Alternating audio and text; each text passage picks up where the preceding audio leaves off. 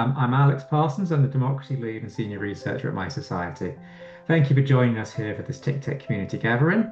So as a reminder, TICTeC sort of stands for the Impacts of Civic Technology Conference, but since 2020, we've also been running year-round activities between conferences to connect people building, using, and researching tech to strengthen democracy and civic power, so we can learn from each other and boost our impact.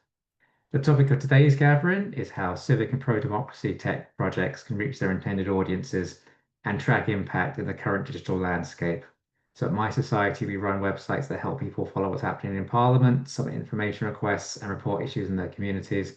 Millions of people use these tools, and we rely on website analytics to demonstrate the impact of funders and sustain our work. But the ways people access democratic information and information in general is changing all the time.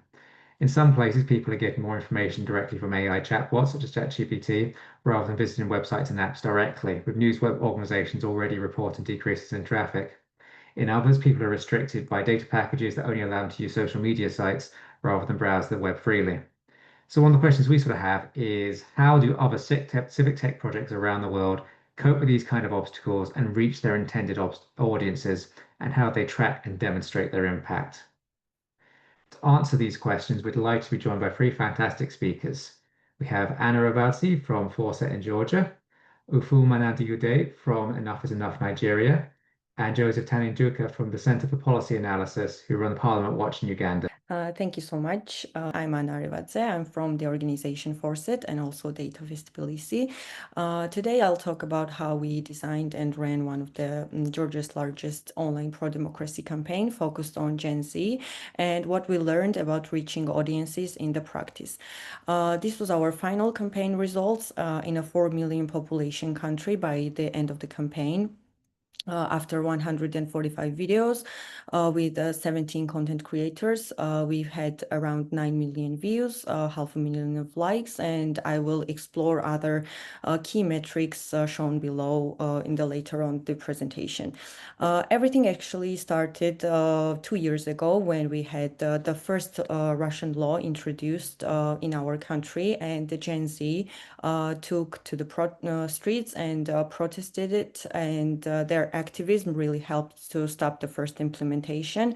Many of them hadn't even probably voted yet, but their pro-democracy and pro-Western values were clear, and this showed us that if we wanted to defend democracy, we need to speak with this generation and not at them. So, but actually, as many of you know, civil society often struggles here. Our language is too complex, too institutional, and doesn't connect with the young generation, and that's why we decided to experiment with a campaign using influencers as the trusted messengers. So we kicked off with the preparation phase for the campaign, which lasted around 1 year. The preparation actually lasted for a longer time since the campaign itself. Campaign lasted approximately 3 months, and for a whole campaign, the idea was that everything we did in the campaign should have been based on research, and we wanted to come up from the preferences of our target audience. And the idea also was that we wanted to educate influencers around elections and have the long-term engagement even beyond the elections.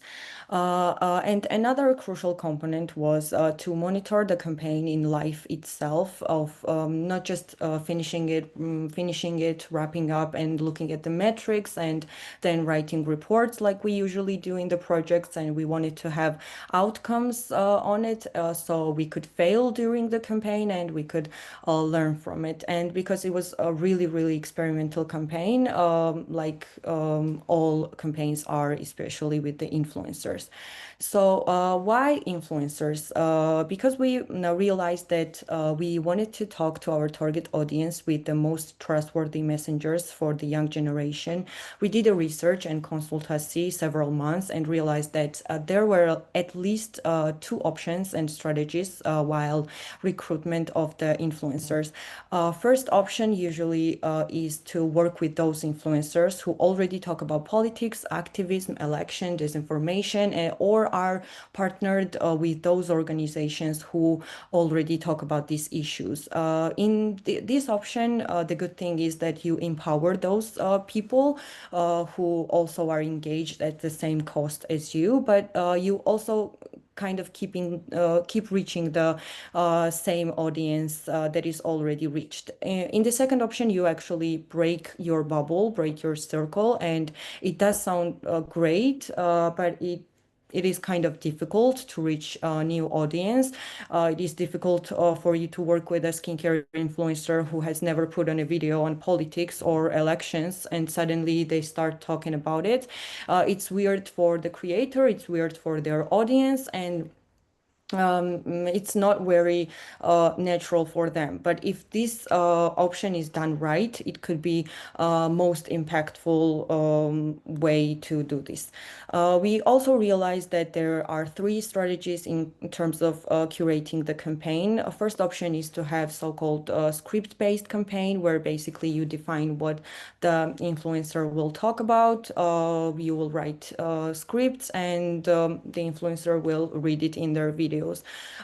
But this kind of falls into the category where you speak with your own language to the audience. You just have different messengers to do this, and it's not very effective to reach new audiences. The second option that is done worldwide is to give influencers the total creative freedom, and you will achieve the best results here because you will have the most organic content. But when the campaign is done by civil society, and we usually have donors, we usually have some kind of restrictions, the total freedom might have some kind of safety issues as well. And the third option is a bit more balanced option, where you give creators the total creative freedom, but also intervene on time to time by giving them tips, by giving them mentorship, consultancy, and this is the best option if you want to have like more organic content, but also worked in some kind of frames.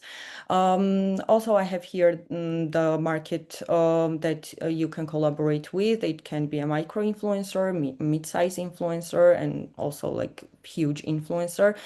When content creator has maybe only 10K followers, it doesn't necessarily mean that they will not reach a certain audience. They could potentially have like some kind of niche audiences, and you still can reach your target goals.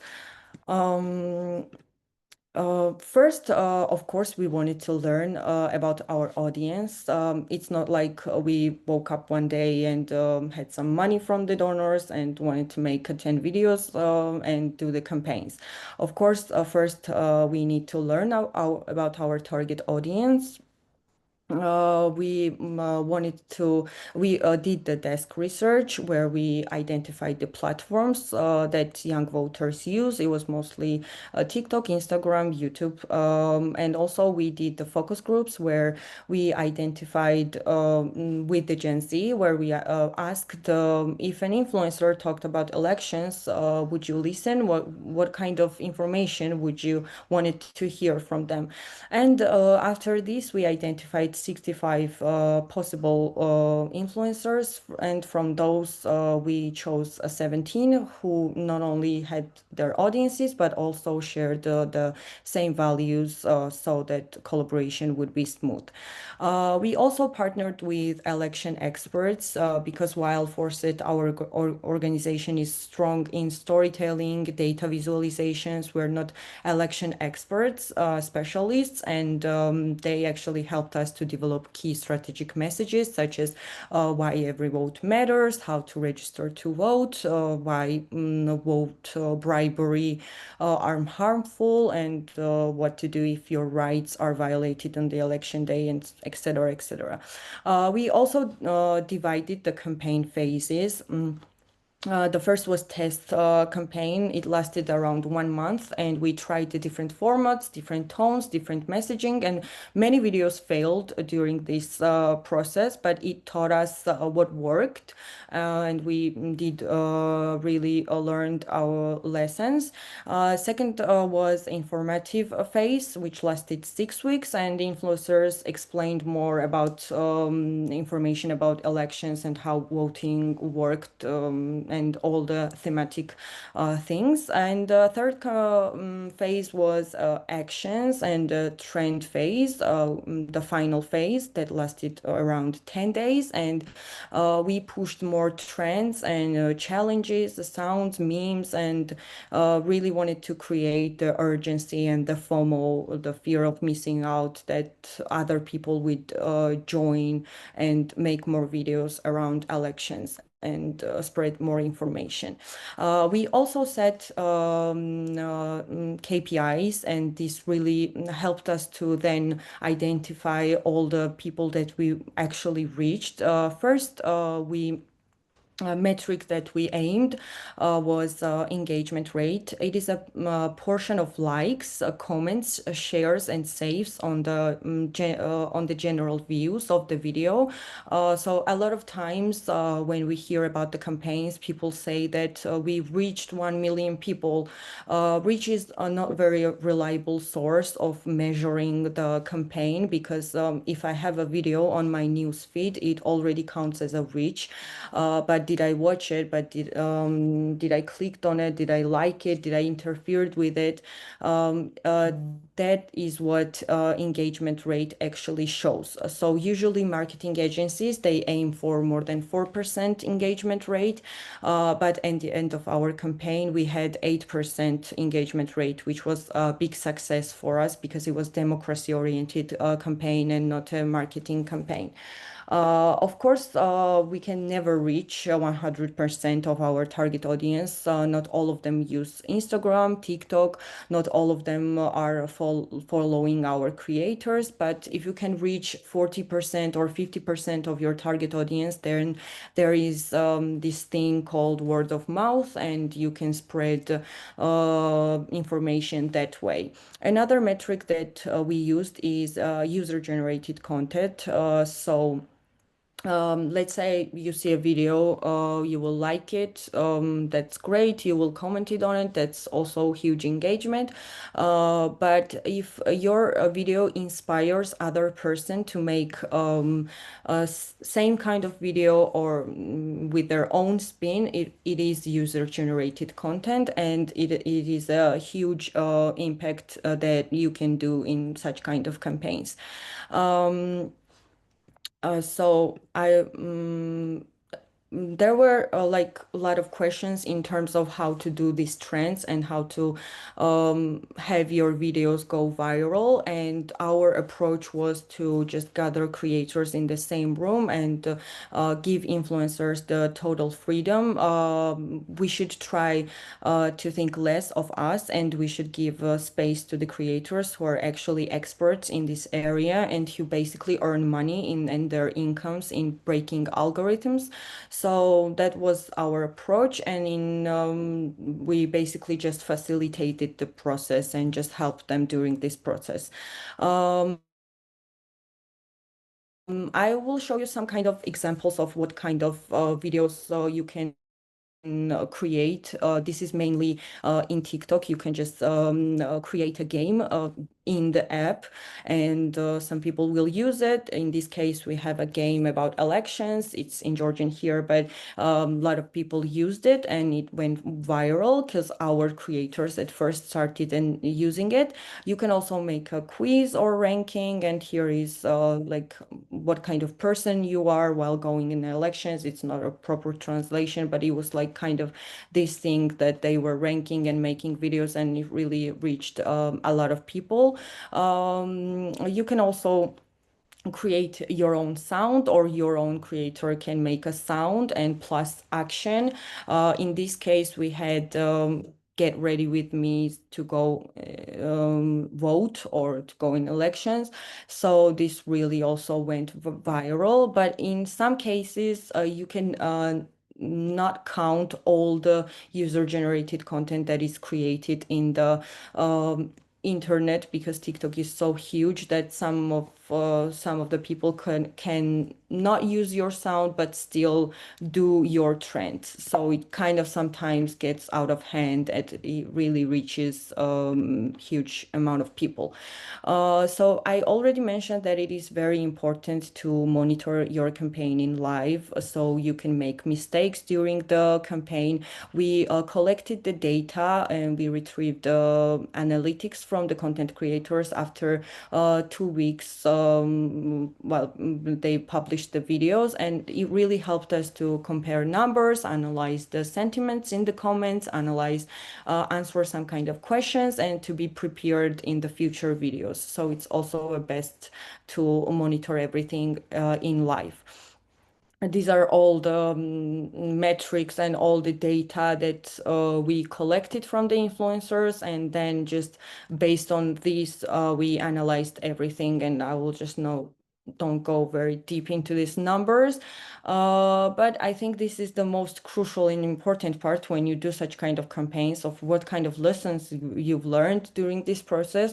And we've learned that it is very good to do less micromanaging and give more independence to the creators and to the influencers, because they know their job the best. And also it is very important to have more risk assessments, because it can really, influencers can receive a lot of hate speech, reports, hate comments, and it is really important for you to check this in a daily basis. And if your resources are limited, it's also always better to recruit influencers who do not talk about your issues, so you can reach the new audiences. And it is very important to experiment in these kind of cases, because experimenting will lead you where you want to be. So you will make more and more videos. And lastly, pro-democracy projects reach their audiences not by just shouting louder, but just speaking in the right voice and through the right messengers and the platforms that people are actually use. And our expertise shows that if you just give young people the tools, and they will not just listen, they will just create and spread their own messaging. Thank you very much. Think that I don't have too much time here, but I will be glad to answer your questions later on, and also excited to hear other presentations as well. Thank you. Right, so I'm just going to be speaking very quickly to what we do with our Shine Your Eye platform. And I'm going to be sharing my screen. While I'm not sharing a presentation, I shared this is what the platform looks like. So the Shine Your Eye is a web platform, and what it really does is to help citizens find the elected officials that represent them across all tiers of government and connect with them. And so this tool was created by AI in Nigeria really to this tool was created by AI in Nigeria really to connect citizens with their elected representatives, because we have a situation here in Nigeria where you have, after during elections, you see your public officials, they do the campaigns and you get to engage with them. But then after elections, there is that vacuum where you don't know how to reach out to your representative, you don't know where to pass your complaints to and what to do. And so that's why we created this platform. This platform basically houses the email addresses, date of birth, phone numbers where available, of every elected official in Nigeria. That is going from your local government up until your federal government, that's at the National Assembly level. And what we've used this tool to do many times is to help citizens do this. So how do citizens use this? They use this by, when they go on the platform, like I'm doing now, you come here and you see find your representative. And so you can enter a name, location, or your polling unit number. I'm going to speak more on the polling unit number in a bit. So for example, I am from, let me say I'm from Delta State. And so I click in Delta States in in the search box. And what it does is that it brings out all the results of all the data that we have from that particular state. And so once I click on it, it takes me to a page that shows me all the information that I need from Delta State. So I get to see who my governor is. My governor is Mr. Sheriff Oborewori, right? And so there's an explanation here as well. So first of all, you see the map that shows you where Delta State is, and then it explains to you that your governor is who you popularly elected as your chief executive officer, is the state manager, and is responsible for implementing state laws and overseeing the operations of the state executive branch. Basically, what this does is that when a citizen who doesn't know who they elected, who doesn't know their governor or their representative is, they come on here and they also get to see what the person is supposed to do, at least a snapshot of what the person is supposed to do. And then when you click on your governor, you're able to see his picture so you can recognize him. Then we also have like his date of birth, his state, his party, email address for you to be able to send information to him or inquiries as well. And then because earlier this year, one of the things that we focused on doing is really talking to our target audience well enough. So at EIE, we are an organization that targets the youth population in Nigeria. So that's people within the ages of 18 to 35. And where are these people? Many of the times they're on social media, and the Gen Zs also fall under a large bracket of the people that we're speaking to, right? Gen Zs and then millennials as well. And so it was important for us to include the social media handles of elected representatives on this platform as well as part of our database, because many of the times when there are issues or people want to engage with their elected representative, it's very easy for me to, at the person on X or Instagram and then pass my message across. And so one of the things that we also do is we also crowdsource the information that we have on this page. So it's not just an organization feeding you with information, but we're actively working with our target audience to also ensure that our information is verified. So for example, when we're working on the database for Delta States, we had a content creator on TikTok who reached out to us, and then we engaged him, and he was able to give us the information of the local government chairman in Delta States, and then their pictures are still being uploaded on the website. So as you can see, we have all their information, their names, especially because there was a local government election that happened earlier in the year. And so it was important for people to now know who they had elected into that level, because the local government in Nigeria is the closest level of government to the people. And so here, while we don't have the picture of this chairman, you can see that we know that he's a male, we know his party, we have his phone number, and we also have his Facebook. And when you click on it, it's also supposed to take you to his account so that you can engage. So how have we used this in our campaigns? So one of the campaigns that we're trying to run is a Know Your Rep campaign, which we have actually done a couple of times before, whereby we leverage the information on our, sorry, excuse me. Whereby we leverage the information on our Shine Your Eye platform to drive a campaign where citizens can then engage with their representative. So it's a hashtag called Know Your Rep. And so we do this across social media platforms, especially X, where X is a very active political social media platform, especially in Nigeria.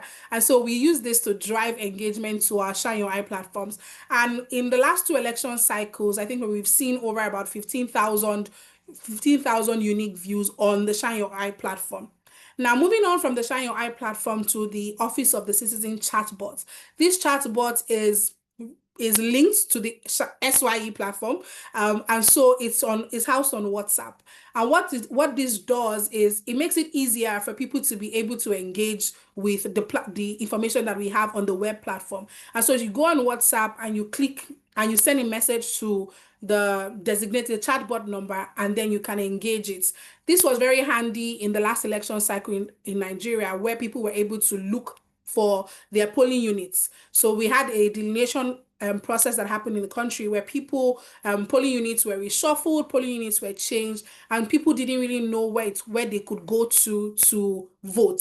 And so what did we do? We have a PU locator platform, which is also a web platform, where you go in there and you put in your polling unit number, and it could take you to your polling unit as well. And then on the chat bot, you do the same thing, and you get all the information of your representative, of everybody you're voting for in that election cycle. And in the coming months, what we're trying to do with that platform is to make that platform really a one-stop hub where every Nigerian youth can go onto the chatbot, send a text message, hello chat, hello, I want to know what my local government budget allocation is, and they're able to also get that information handy for engaging with their elected officials. That's really what we do with the Shine Your Eye platform. And in terms of success stories, I remember earlier this year, there was a case of a constituency project that was carried out by one of the federal lawmakers. And when the job was done, it wasn't done to satisfaction. And so what did the citizens do? They mobilized themselves, and they used the information on our Shine Your Eye web platform, where they were able to get contact details of their elected representative, and they sent him an email. Interestingly, when you send an email through our platform, you also get to copy us in the email as well. What that helps is we can then, because this is the work that we do, we can then help to facilitate engagement where necessary and just ensure that the process goes through. Or we link you with a partner organization who is focused on whatever the issues that the citizens are raising. And so when this community reached out to their lawmaker, we were in copy of the email, and so we could see the process of the engagement. And what had happened was they reached out with all the facts and information, and the lawmaker was challenged to respond, and he responded and carried out an investigation on that project to see that it is rectified. And this is just like one of the success stories that we have from the Shine Your Eye platform, and how that when you create an opportunity or you bridge that communication gap between citizens and their elected representatives, then we can begin to see a bit more engagement and give citizens the opportunity to speak and use their voice and power as citizens. And then I think the last one that I'm going to talk about was and even just how we use this for campaigns and especially advocacy work. Earlier in the year as well, there were some issues, there were some situations going on in the Senate chamber in Nigeria, where we had to rally citizens to engage their lawmakers on issues around state of emergency and issues around the suspension of a lawmaker. And because we had the Shine Your Eye platform, which we have is always undergoing updates just to make sure that our database is accurate and is complete, citizens were able to reach out to their lawmakers through calls, text messages, DMs. I also reached out to my senator as well to be able to engage on those issues. So that's really what we're doing with Shine Your Eye platform and the chatbots. And how do we measure the use? We look at it through unique visits to the website. We look at it through even just the campaign. So when we have campaigns, like Anna just showed us what the campaign metrics are. We also go through that process of looking at our analytics, the engagement, how many people engaged. Especially when we have hashtags. So those hashtags also help for us to know, okay, how many people clicked on this link using this prompt and things like that. How we use Shine Your Eye for pro-democratic movements here in Nigeria. Thank you. So thank you to all three of our speakers. I've learned a lot there. It's making me got lots of thoughts I'll write down later on. So I am a speaker. There's a temptation to speak too much. So I'm going to use more visual impressions of the work that we do. I'm going to start with this TikTok video. And this is me in the flesh in the video if you'll be watching the video. in Parliament? Why do MPs summon ministers and heads of institutions like Uganda Airlines to Parliament? Where do they even get that power? Let me explain. Think of government like a football match. There's a referee, there are players, and there's a coach. Think now that when you translate that analogy, the referee in this specific case is the Auditor General who audits every financial report of government every year and submits that report to Parliament. Okay, that's January, December, thereabout. Think of the coach. The coach in this case is the Parliament. The Parliament is the one that calls in every ministry, every sub-department, and calls them to answer questions about their financial statements every year. Just like a coach would call every other player after every match and ask them what went wrong in the match or what went right. Then there are the players who are the government agencies here. The very nature of democracy is that no one has absolute power, anyone can be questioned. So, like we said, Parliament constitutionally has the power of requesting everyone who received taxpayers' money to account for that money every year. And it has been tea and a calf time. And agencies have been rolling every other day as we are going to be.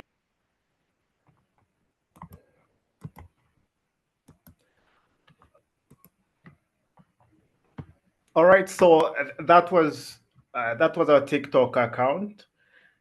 Now I'm going to proceed to the next, and I'll make commentary at once. So what you can see on our screen is a podcast episode on YouTube. That's the Marriage Bill 2024, whether it's a triumph for women or a tool for oppression. So as you can see, it's a podcast which has about 53 episodes right now. It's called Policy Digest on YouTube. I think this is the part where I sort of ask you to be a subscriber. But as you can see, we've covered work around decolonizing philanthropy, the marriage bill, post-legislative scrutiny around artificial intelligence, around political parties, about surrogacy. There's a bill in Parliament about the human-assisted productive technology, about climate change, about so many topics, as you can see. If you go there during the heat of the Uganda Parliament exhibition, we did feature activists and told the docu series to support the activist community in doing the kind of work that they were doing. That's on our YouTube channel. Now let me just get to X, which is Twitter. So as you can see on the screen, we have a Twitter account which covers Parliament proceedings on a daily basis.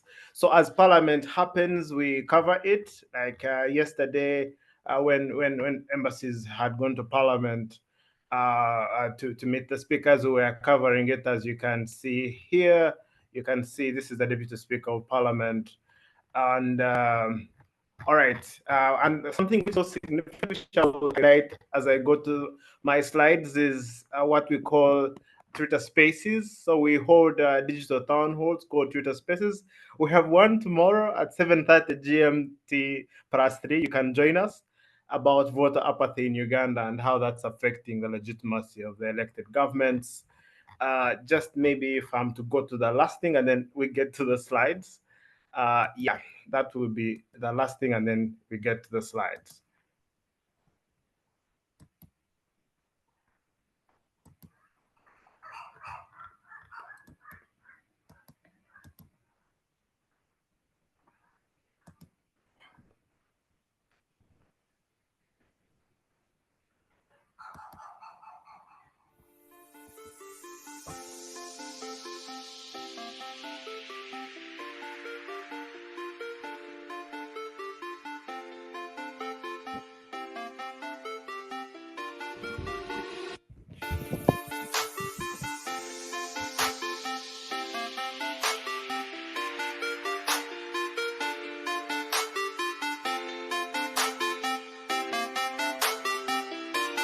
Okay, let's go.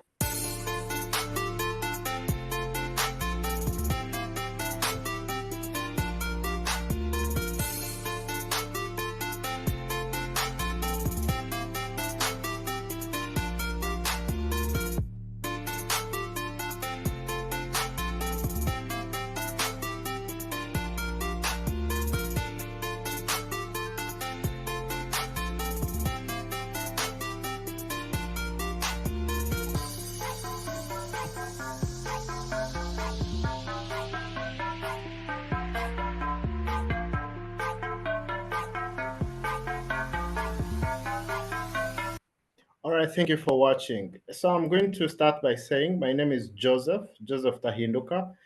I am a programs officer at the Center for Policy Analysis, and I'll be telling you about how we are reaching the majority of Ugandan people who are the Gen Zs just in a second. All right, let's just get right into it. Okay, so Uganda is relatively a very young country. 73.2% of citizens in Uganda are below the age of 18. Significantly, they are the ones who have the most proximate interest in using digital technology. What that means is that we have to reach them uh, because if we don't reach them, we would be speaking to ourselves. So I will be highlighting what our audience is. So SEPA does not per se see the ordinary person who is on social media as just the audience. We have subcategorized our audience into various partners. The first is civil society itself. We see ourselves as a source of quality information that can be supplied to Uganda's civil society to then enable them to hold government to account. So we, through our newsletter on a regular basis, reach out to different civil society players about different issues to do with human rights, climate change, governance, such that with that information, they can be able to get to these specific people. So beyond the website, we really get the information now we've centralized in one location and send it via newsletter platform. We've also established a lot of horizontal linkages, informal but very effective, where civil society organizations that are at the front lines of holding the government to account are able to reach out to us and we provide them with enough information. I'll give you an example. Recently, we had a Uganda Parliament exhibition that was led by another activist organization, which is called Agora. We have been over like 3 years supplying them very high quality information about information which is coming from Parliament. The idea is that we see ourselves as to provide very important information which can enable quality accountability processes to proceed. The second is the media, and this is quite important. We see the media as a fundamental functional tool that enables us to supply information, and I'm going to just get right into that just in a moment. So we have what we call it's just over here, the Parliament Watch Media Accountability Network.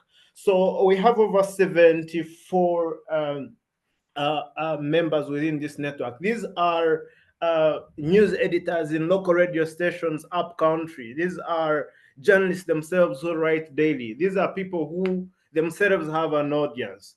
What we do is to ensure that we share with them information as it comes in real time. Here is the deal. The deal is that in radio stations, they press sound bites, but they also refer to what is happening. And this is on a regular basis. And Uganda, as a nation, has a unique dynamic. According to a recent report, which was done by Twaweza, they did highlight, and this was quite important, they did highlight that 56% of Ugandans still rely on radio as a primary source of information.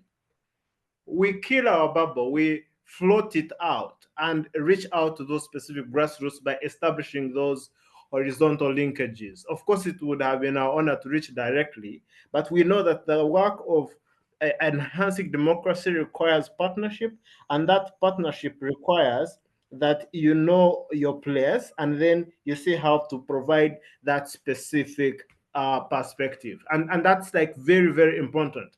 The media. So we harness that as a very important aspect of the work that we do. Okay, let's now get to the democratic majority. Who are the Gen Zs? The Gen Zs. So the Gen Zs are on social media. Now, there are very key characteristics of this user group that we have understood carefully. First of all, their attention span is so limited. And as a result, we used to do traditional journalism. We had to evolve around 2 years back with support from our partners. That's the National Endowment for Democracy, and put up a multimedia studio. And what this multimedia studio does is that we develop content, and this content is very, very, and as you can see here on the screen, right?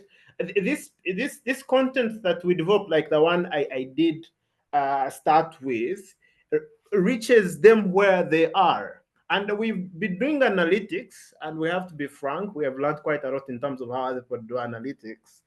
We see some of these videos have 240 hours of watch hours on aggregate, with 20 second to 30 second, someone watching 20 seconds to 30 seconds, like 11% ratio of the video.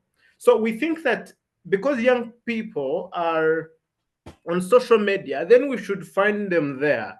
And that's what pretty much we've been doing. So because of our unique case scenario, and I want to really emphasize this, TikTok in Uganda is a big thing, right? So you can't keep on your website, otherwise you'll keep uploading information there. You'll be as good as our friends from the UN, right? They have a lot of reports, but no one ever reads them, right? So what we do is that if a bill is happening on the floor of parliament, we break it down, and then we get the video running on social media, and we ensure that that video travels as far as it can. We do this for committee reports in parliament. We do this for we do this for bills themselves, for statements, for issues. When, let's say, certain agencies appearing in parliament, we run a poll on our social media platforms to ensure that citizens can send in their comments, which we then transmit to our contacts. Because, like I did say, we have quite a number of civic technology websites, but people don't reach them. So sometimes, even when you have, let's say, we have an entire platform which just in a second I'll show you. It has pretty much every member of parliament. It's more, I wouldn't say it's more or less, but let's say it's it's a parliament performance tracker, parliament performance tracker. As you can see, you can easily go to, let's say, one district just here, and you just go and see your MP. But we know people rarely come here. So what we see websites like an ocean. You know, an ocean, it has very many rivers that feed into it. So when we make posts elsewhere, they link back to like these specifics. So we have this information. We call MPs and say, there's this issue which has come up on our web, on our social media platforms. Are you able to sort of get into that? As you can see, we have this website which has a parliament performance tracker. It has finance trackers which are able to relay the entire budget and provide meaningful insights. But we know that people rarely visit these things. So what we do, we said, okay, we're going to find you where you are. We will not wait for you. We will ensure that wherever you are, we find you there. So this is something we've decided to do deliberately to ensure that we do exactly that, as you can see. So the information that we have centrally on websites, even when we try to make it as accessible as possible, we've learned a critical lesson, which is that we must reach people where they are at. And that's a very, very crucial insight, that we must reach them where they are at. And that is a crucial lesson that we've come to learn. And this is quite important, because otherwise you will become like a traditional parliament monitoring organization, which pretty much speaks to itself and writes very shiny reports, but which, if you were to look beneath, there's like very little impact. So we've been very deliberate at ensuring that whatever we have on our very beautiful trackers, we have the bills tracker, we have loans trackers, we have really a lot of trackers. But we know that the current generation at the moment is on TikTok, and they visit websites, but not so much. For example, the recent data we received realized that over 9 million people visit TikTok. That's 31% of the traffic volume in Uganda. 31% also visit WhatsApp. So we've aggressed towards TikTok, WhatsApp, to ensure that we don't speak to ourselves. So in terms of how our other efforts feed into all these specific aspects, I think I've been very, very clear. We ensure that whatever is on our website is digitalized into video content using artificial intelligence, using content creators to ensure that we have the impact of people getting to the kind of work that we are doing. So in a nutshell, in terms of the means with which we use, we ensure that we reach them where they are. And the websites that we have are a depository. They act as a press of record for those who maybe respond to our clickbaits and get to our websites. They are able to get to our websites, and our numbers are good. Our numbers are good with regards to how many people sort of visit our websites, but we know for a fact that people, even when you have a link there, there's so much traffic on the internet. You're competing with people who are dancing. You're competing with people who are doing other things, which probably Gen Zs are quite interested in.